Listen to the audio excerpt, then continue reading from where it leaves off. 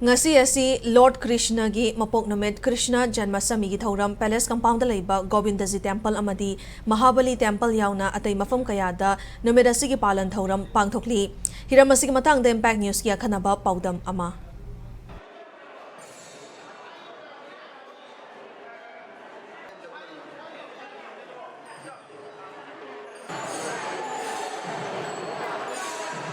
ngasi gi numit asi Manipur da Lord Krishna habadi Bhagwan Krishna gi mapok numit Krishna Janma gi numit ni haiduna ngasi Manipur gi bhong kya da hariva Krishna Janma gi thormasi pangthoknari thormasi gi mapung oba thoram Imphal gi Sri Govindaji temple yauna toan ba Mahabali temple sing moham sing da hariva Krishna Janma gi thormasi pangthoknari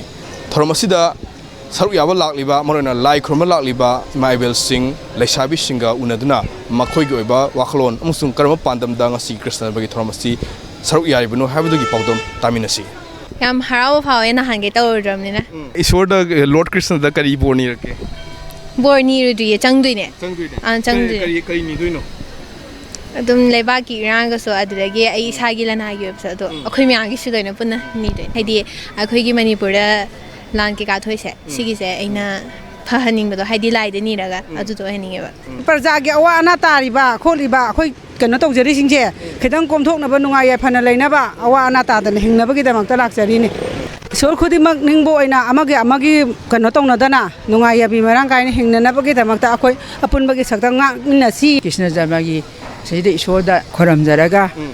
leiba se ingba ko tengdu leita na leiba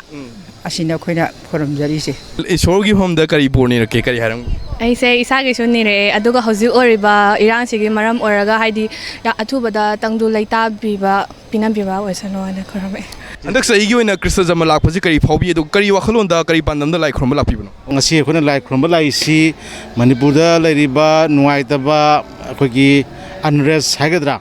masi santi hanjilakna mayam punna chanana nungsidana lamina ba akoi punna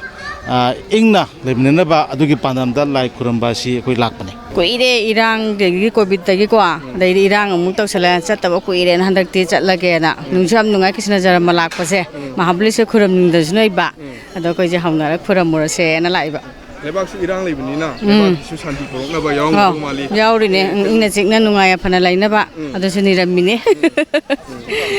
aduga koi gi lebak miyam da kari haini si gi sai ti khara sambiyo hoi phajana nungai phana ingna chikna laiba pame amaga yengthina dabida amata oina punjana ningi haba Manipur se lairiba imai ben pura mak hai tare ne khoi pura mak se chap manaraga thona je puthoga